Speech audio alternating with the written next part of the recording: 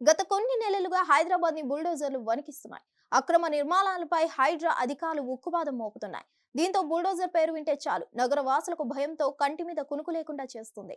ఇక తాజాగా నటుడు బాలకృష్ణ, కాంగ్రెస్ సీనియర్ నేత జానారెడ్డి ఇళ్లకు మార్క్ చేయడం హాట్ టాపిక్ గా మారింది. బాలయ్య, జానారెడ్డి మాత్రమే కాదు, అల్లు అర్జున్ మామతో పాటు పలువురు ప్రముఖుల నివాసాలు కూడా మార్క్ చేశారు.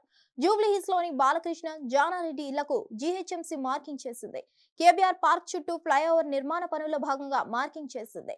బాలకృష్ణ ఇంటిని 6 అడుగుల లోపల వరకు జీహెచ్ఎంసీ అధికారులు మార్కింగ్ చేశారు. కళింగ చౌరస్తా నుంచి జూబ్లీ చెక్ పోస్ట్ వరకు ఆస్తుల సేకరణలో భాగంగా ఈ మార్కింగ్ చేశారు.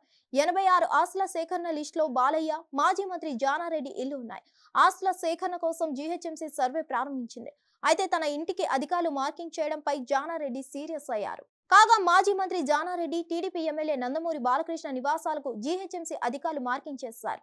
హైదరాబాద్ లోని కేబీఆర్ పార్క్ చుట్టూ ట్రాఫిక్ సమస్యను పరిష్కరించేందుకు ఫ్లైఓవర్లు, అండర్ పాస్లు నిర్మించాలని తెలంగాణ ప్రభుత్వం నిర్ణయించింది.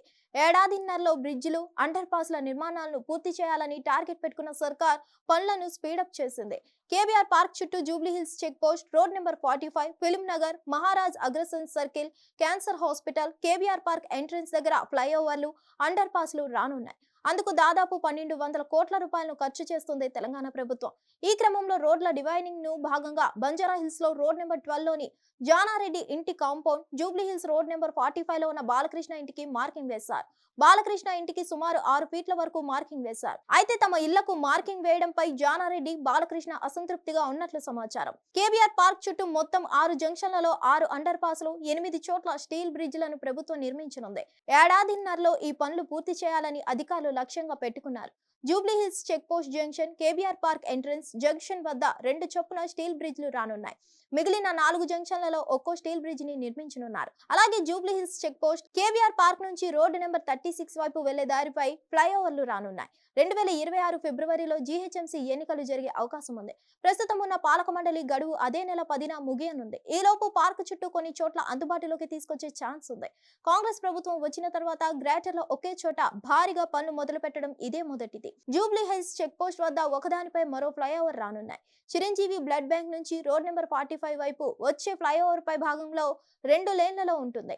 కేబీఆర్ పార్క్ నుంచి రోడ్ నెంబర్ 36 వైపు వెళ్లే 4 లేన్ల ఫ్లైఓవర్ కింద నుంచి వెళ్లనుంది. వీటికి సంబంధించి అన్ని అడ్డంకులు తొలగినట్లు అధికారులు చెబుతున్నారు. అయితే అండర్ పాస్లు, ఫ్లైఓవర్ల నిర్మాణంతో కేబీఆర్ పార్క్ గ్రీనరీపై ప్రభావం పడుతుందని పలువురు నేషనల్ గ్రీన్ ట్రిబ్యునల్ ని ఆశ్రయించారు. ఎటువంటి ప్రభావం పడకుండా పనులు చేస్తామని, ఒకవేళ చెట్లు తొలగించాల్సి వస్తే వాటిని వేరే చోట ట్రాన్స్ప్లాంట్ చేస్తామని అధికారులు చెబుతున్నారు. హిట్ టీవీ యాప్ ని డౌన్లోడ్ చేసుకోండి. ఇందులో short news, live news, entertainment movies అన్ని అవైలబుల్ గా ఉన్నాయి. Please download Hit TV app. Hit TV app hit TV యాప్ని ఫ్రీగా డౌన్లోడ్ చేసుకోండి.